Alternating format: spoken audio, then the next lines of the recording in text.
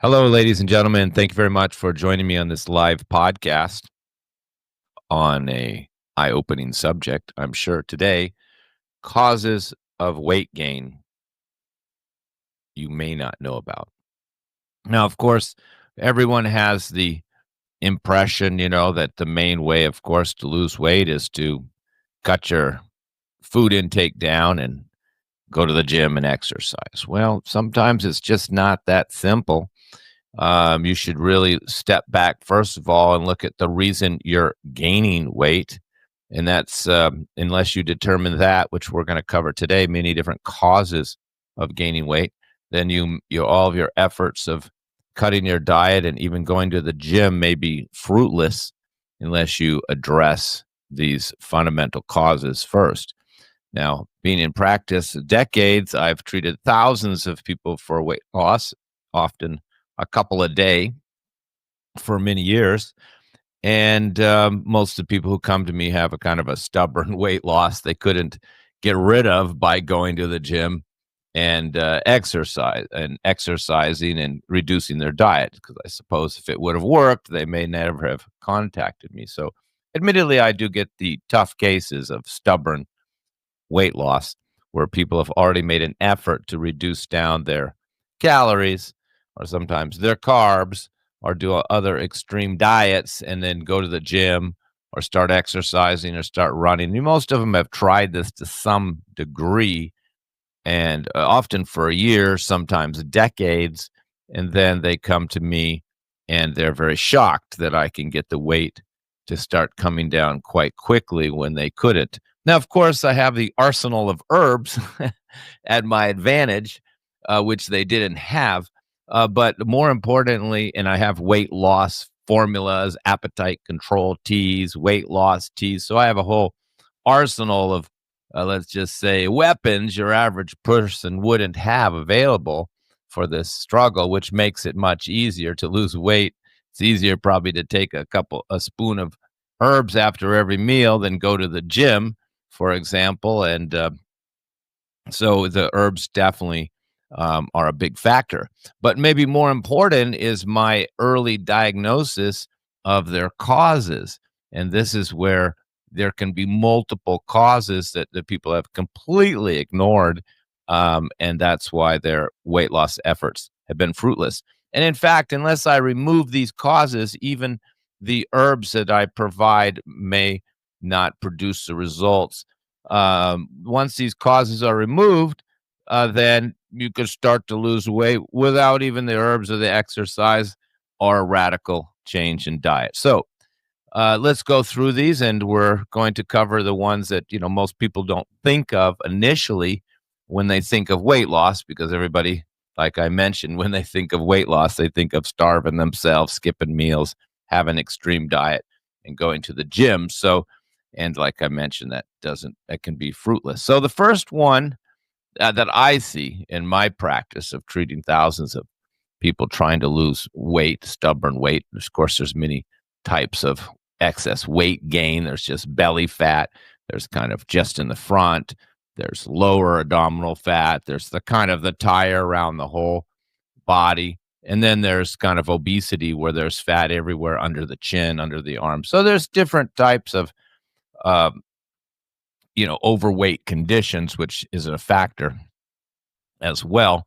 And there's different kinds of people. But we're just going to go over these common causes of weight gain that most people just aren't really aware of, which you really should resolve first. You should always remove the cause of your health condition before you treat it. Remove the cause. This is one reason I'm very successful. Where others aren't is because I focus my efforts on the diagnosis and identifying the cause and then removing all the causes, and then the treatments work. So first common cause of weight gain that I see is snacking on nuts. Nuts, granola bars, protein powders, smoothies with protein powders, and this type of snacking, particularly the nuts and granola and protein bar. How can you lose weight if you're snacking all the time or grazing? Now, of course, we have many fad diets now, like the keto diet. But in the past, we had other fad diets. In my long life of studying uh, natural health care, I've seen dozens of fad diets come and go. But at one time, there was this multiple meal diet, like have 5 or 6 meals throughout the day. Well, you don't hear about that anymore because it didn't work. And that's because the human body, particularly to lose weight, needs big gaps between these meals, which just makes sense. We're not going to talk about glucose levels and the mitochondria and your metabolism. I mean, it's just practical knowledge. If you want to lose weight, you can't keep eating all day. You have to burn up what you've consumed plus a little extra every day. So you get the calories from the food that you ate, fat, and then you got to consume that, use that up in your activities plus a little more. So you want to go 4 or 5 hours between meals and preferably just 2 meals a day, and big gaps between them. And no snacking on nuts. You just destroy all of your weight loss efforts, whether they're at the gym or you're following some radical diet, just eating meat and oil and fatty foods, um, or you're whatever you're doing. If you're snacking on nuts, no matter how healthy you think they are, they're you're never going to gain weight. In fact, very many thin women gained weight just from snacking on nuts, who realized this, that they were thin, they never gained weight their whole life, they were careful with their diet, but once they started snacking on nuts, within a year or two, they had a belly. So you can't have snacks between meals, but they would be fruit. And for most cases, that would be fruit that is not too sweet, like not a banana. A banana is a weight gaining fruit. An apple is a better choice. Okay, the next common, let's say, mistake or cause of weight gain that people don't really think about is too much protein. Protein is building every cell in our body. I mean, if you break a bone, you need protein to rebuild it. I mean, if you're a growing child, you need protein to grow. If you're a pregnant woman, you need protein to grow the fetus. And you need protein to grow. But if you're already an adult and you're already overweight and you've grown enough, the last thing you want to be doing is consuming a lot of protein. Now, I know we have the fad diets out there now, just consuming protein, like the keto, the paleo, the carnivore diet. But, a lot of times these people are like trying to build muscle and they're in a gym and they're not really focused on weight loss. They're not focused on health, I should say. They're focused on looking good. And so these people on these diets, I get a steady stream of people on these high fat, high protein diets, keto, for example, with gallbladder problems, fatty liver problems, and I get a lot now with gout.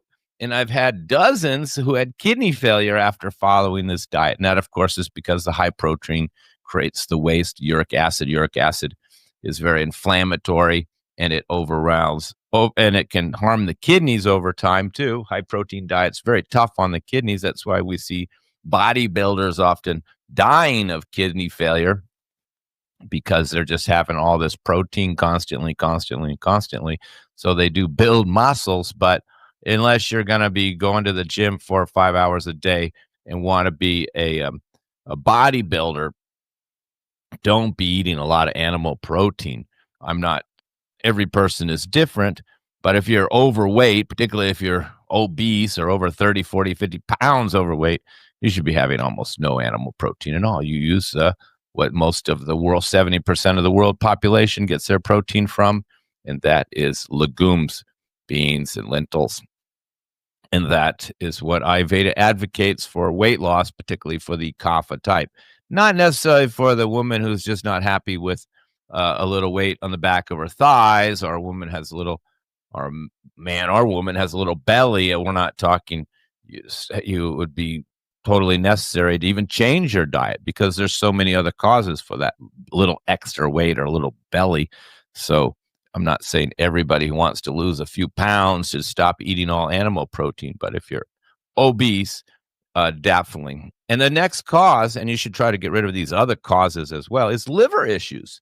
Even when I get stubborn cases of weight loss, I'm so confident now of removing these causes and changing people's diet, getting them off their snacking, get them off the meat, have them do 2 meals a day, and give them the herbs. That 95% of all the patients start losing 7 to 10 pounds a month.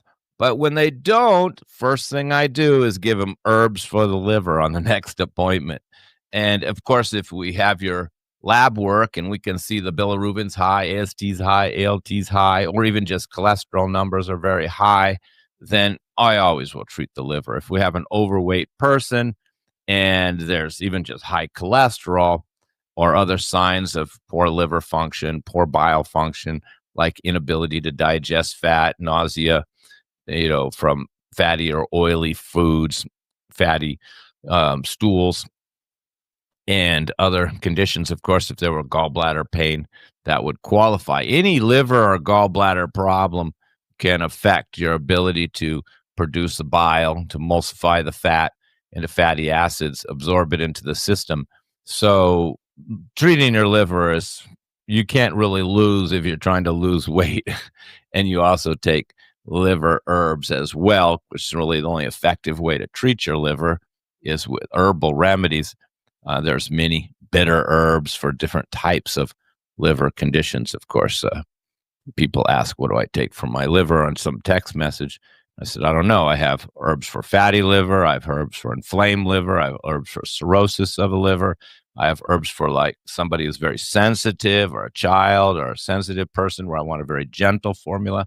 And I have very strong formulas for overweight people. So there's different liver formulas for different liver conditions. But to lose weight, a lot of times I'm providing liver herbs. Now, the weight loss formulas themselves that I provide all have some liver herbs in there as well. So sometimes I don't even have to add it. It's one of the secrets of these weight loss formulas, Ayurvedic weight loss formulas. There's liver herbs in there, and also herbs for reducing the appetite, maintaining blood sugar levels, and improving liver function. That's how they work. Is there one of the ways these formulas work is by stimulating liver function and bile. The next cause of weight gain, which really should be addressed before anything else, before you start, taking a pill for your weight loss, and don't get me started on that, which I probably will in a minute. But let's talk about removing the causes as a more intelligent approach over taking a pill, or even just going to the gym and and having your butt kicked by a trainer.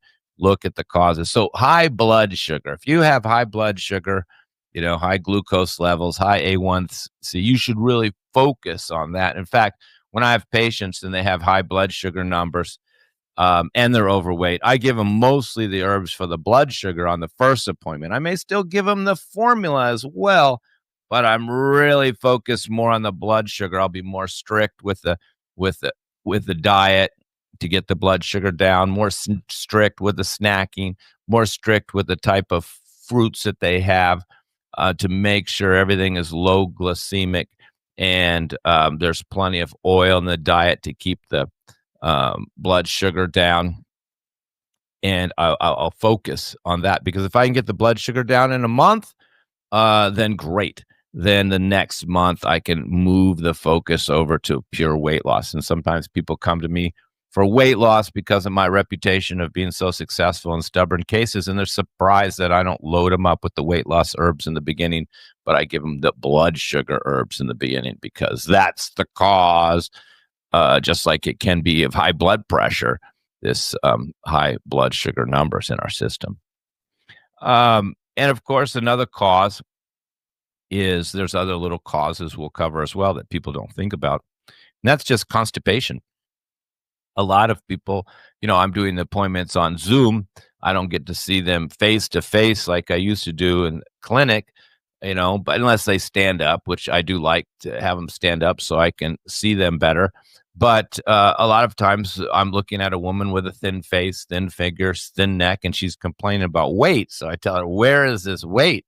And she says, it's in my belly. So then I ask, okay, It's not the pregnant round belly. It's like the lower front part of the abdominal area, like down there around the belly button, and not going around the side, but coming out in the front, but around the belly button. And they always say yes. Now, of course, I'm looking at their form, so I know a lot of information about them. So it's kind of an educated guess, but that's usually constipation. And of course, many people have many misunderstandings about constipation and healthy bowels. For example, many people had one bowel movement a day and didn't understand why they got colon cancer, but that's all it takes. I mean, it's the cause of colon cancer is 20, 40 years of even minor constipation, like once a day. But people going once a day will end up skipping days. And people who are skipping whole days and 4 or 5 days, they're only going to have health problems much sooner. But a lot of women have this belly in the front. They'll go to the gym. They'll start starving themselves. They'll do everything. And once you give them the colon herbs and they start having 3 bowel movements a day and they're just moving right first thing in the morning, and then they're going again in the afternoon a couple times, that whole belly's just gone. So sometimes I don't even give these women, I won't give these women weight loss herbs because they're not overweight, they're constipated. And often that's coming from the snacking on the nuts. Like they're snacking on the nuts, which is constipated and kind of creates a belly fat. And then also they are constipated. So, don't just start knocking yourself out at a gym, starving yourself when your bowels are not even moving. And we get people, it's kind of the old school and old fad, now we have new fads, which I've mentioned a few times there today. But old fad was the low fat diet. Now, of course, we're into the high fat diet, high protein diets. But, it's kind of human nature. We move from extreme to extreme, like we move from, a vegan diet now over to the carnivore diet where we don't bother with the fruits and we don't bother with, and instead of no animal protein, we're doing only animal protein. This is human nature, because they find out one thing didn't work, so they go the other direction. When in fact, you need to really individualize your treatments, and have to have more balance in your diet, more balance in your food, and you should never just leave off whole food groups, which is what everybody likes to do.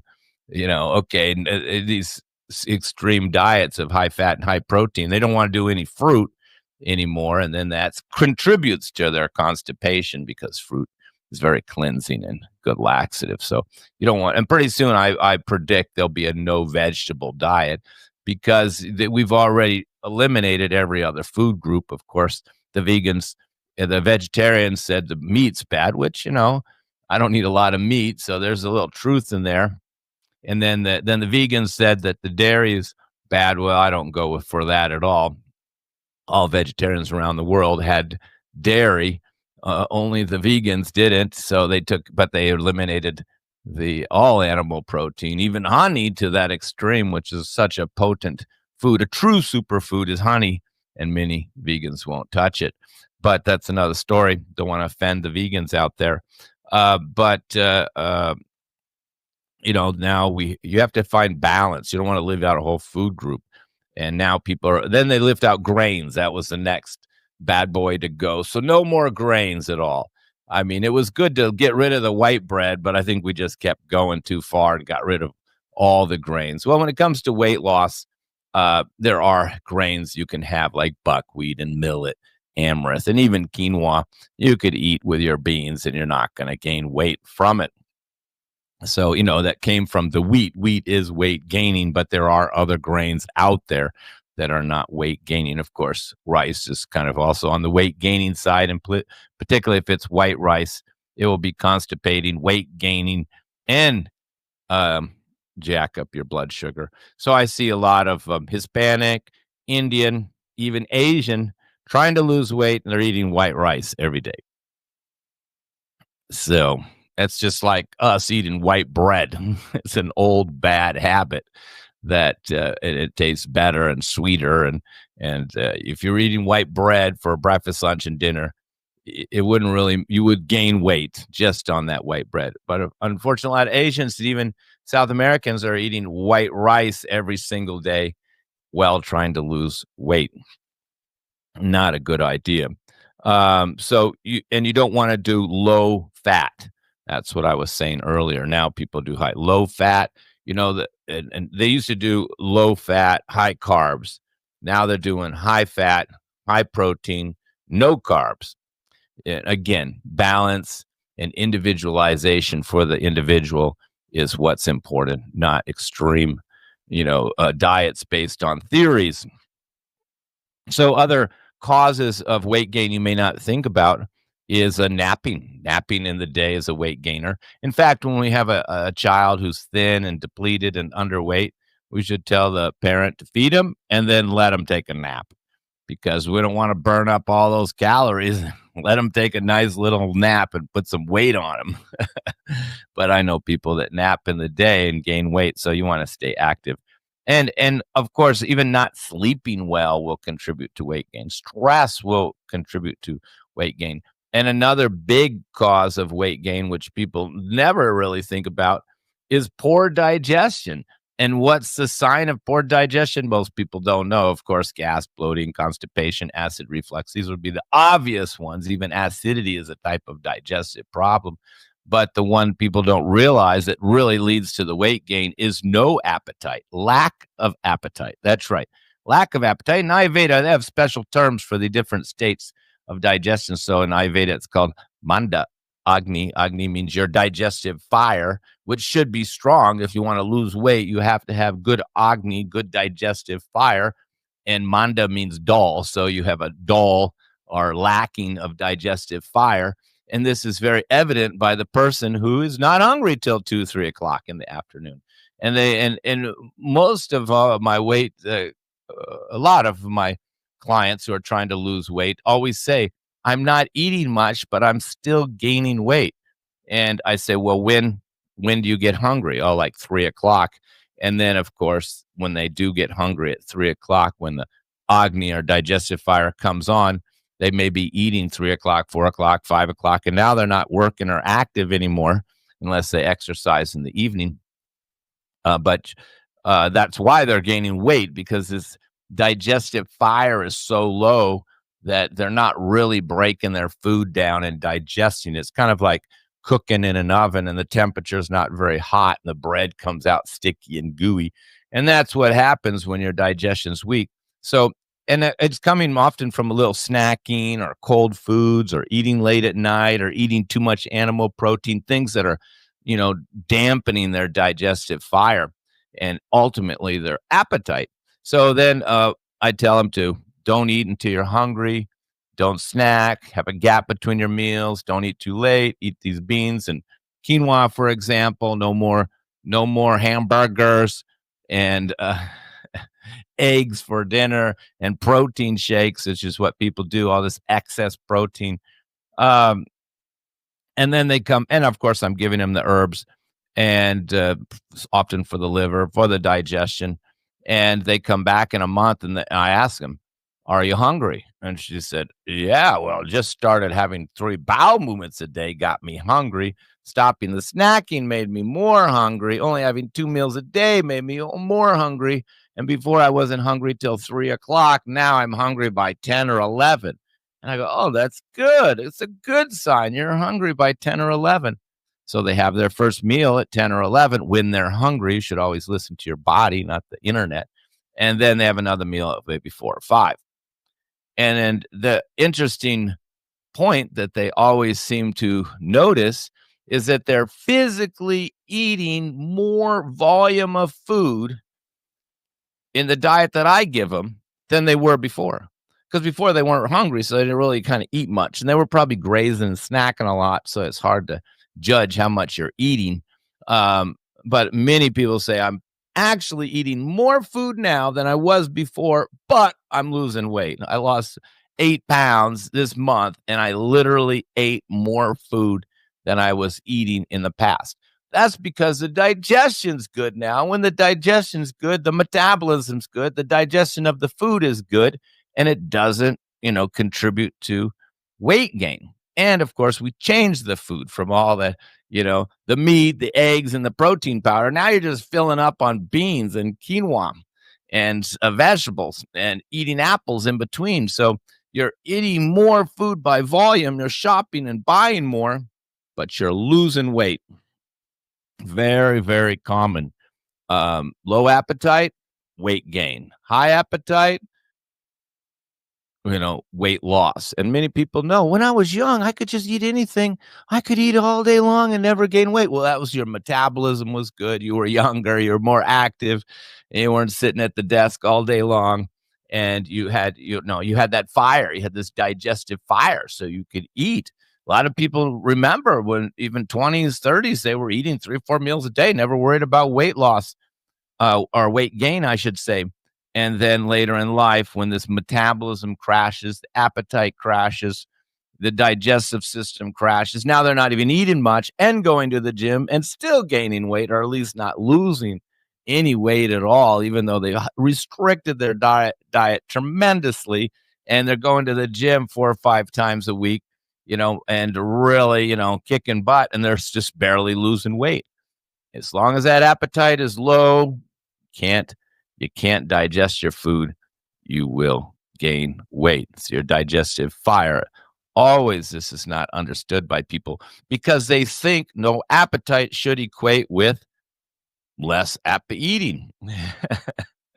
But it doesn't. You just eat later at night when you finally appetite kicks in, and then you overeat often, and you end up, gaining weight. And even what you do eat, you're not able to digest, and it just becomes more fatty. Just like if the engine, say your engine of your car or a motorcycle or lawnmower, it wasn't running well,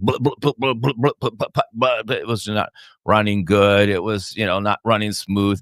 It's just going to suck up the fuel and not have much power. And once you tune it up, boom, boom, it's running really good. It's got the power again. It's got the ability to do its job. Plus, it's not using up as much fuel. So the engine that's not running good doesn't go very fast. So you would think it's not using up much fuel because it's not going fast, but it's actually using up a lot of fuel because the engine isn't running good. Same for the human. Your digestion's not running good. Even you're not eating much, you can gain weight. Okay. So, and of course, there should be some activity. The best time for activity is after you eat. So, just going to the gym, kicking your butt in the morning, and then you're coming back, you're starving from the gym. You could actually overeat. Or, you go at night and then you come home hungry from the gym, and then you end up having your fourth meal or something because, obviously exercising can build up an appetite. Um, I do it before dinner. So I was already a little hungry. Then I'd go, exercise, go run around the block, lift some weights. And that would, make me even more hungry for dinner. But I was going to eat anyway. But the best is to do a little exercise after you eat. Like, say you have that dinner, then go for a walk. Say you have that big lunch, go for a walk. You have a breakfast, go for a little walk. Most of my patients, are either who are trying to lose weight, particularly those who are obese, over 50 pounds overweight. They're not really capable of running when you're too overweight. There could be knee problems or knee inflammation, or it's just too difficult for a very overweight person to start really working out hard. So I just tell them to walk, and many of them, that's all they needed was a change of diet, the increased digestion, stimulated liver, lower blood sugar, the herbs, and just walking twice a day for even just 15 minutes, and they're losing, I've patients with testimonials lost more than 100 pounds with this approach, with the herbs. Now, many people do say, hey, I was taking the herbs, following the diet, the 2 meals a day with the beans, no animal protein, and taking the herbs, and I was losing like 9, 10 pounds a month. But when the herbs ran out, I was only losing 3 or 4 pounds a month. So the herbs accelerate the weight loss. If you're not capable of losing some weight with a change of diet and removing these causes that we talked about earlier, like snacking or too much animal protein, poor liver function, high blood sugar, we got to eliminate these first. But once they're gone, you know, then you should be, even without any herbs, you should be losing, 3, 4, or 5 pounds a month. But then once you take the weight loss herbs on top of it, all which are all available on herbmanteas.com, the weight loss, Ayurvedic weight loss herbs, then it just increases the weight loss. It just makes the whole process faster. Instead of 5 pounds a month, you're losing 10 pounds a month. And there's also weight loss tea, which gives you energy, takes away your appetite, stimulates, and helps lower your blood sugar because, blood sugar fluctuations create appetite. When you eat a sweet and you feel good for a little while from that coffee or that buzz from the sugar, and then you come down from that, you want to have more coffee, more sugar, and get back up again if it's still during your working time. So you have these ups and downs of your blood sugar, and that creates cravings. So all the blood sugar herbs are stabilizing, your blood sugar to some degree. Of course, if the numbers are very high, you may have to take additional herbs specifically for your blood sugar. Even the weight loss tea has Gemina sylvestre and other blood sugar stabilizing herbs. And there's also appetite controlling herbs. We have another product called Appetite Control Tea on Herbman Teas that also helps to reduce your appetite, help you avoid snacking between meals if you don't have the discipline. So that was the only last thing I'm going to mention as a cause of weight gain that you don't think about, and probably a major cause. Once you hear it, you're going to think, yeah, that makes sense for sure. And this is what I see in private practice, because, this is not a theory here. I'm dealing with people trying to lose weight all the time, and I wouldn't be in practice if I wasn't very successful. And like I mentioned, I do get all the tough cases of people who tried the easy things first. But the one major cause, I think, of weight gain is lack of discipline. It's almost impossible to help somebody without discipline, because they have to change. You're going to have to change what you're doing in your life. If you can't stop eating donuts, you don't have the discipline to stop eating these donuts and cookies or even buying them. It's going to be hard to have the discipline to start taking the herbs and other things. So it takes discipline.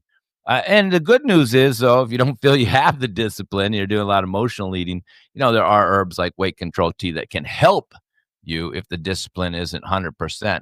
But many people after a few months say they don't need the tea anymore because they've got the discipline. So the good thing about undertaking a project like this of reducing your diet, taking herbs, and changing some of your lifestyle habits is you're going to build discipline just doing it. You'll have to have discipline to achieve these goals. And that's, of course, why, many people do regular appointments with me for my motivational talk, or as we affectionately call it, my kick in the butt, to get the people back on the wagon, back on the diet, back on the herbs, and back out on the racetrack again. And that means a lot to a lot of people. And if you don't have this discipline, then, that's part of my job, to at least motivate you and give you things to do, like self-talk and reminders and goals. And, so that's, I think, part of my job as, helping people with weight loss. A lot of times I find is helping them, motivate them, and helping them build the self-discipline, stay in control, to not start all of these unhealthy habits that led to the weight gain in the first place. So lack of discipline, unhealthy eating habits, unhealthy lifestyle habits. This is the real underlying cause, because everybody knows the donut's not healthy. We all know that the cookies and the ice cream are not healthy and they're weight gaining. So the only difference between the person eating them and not eating them isn't really knowledge. It's the discipline.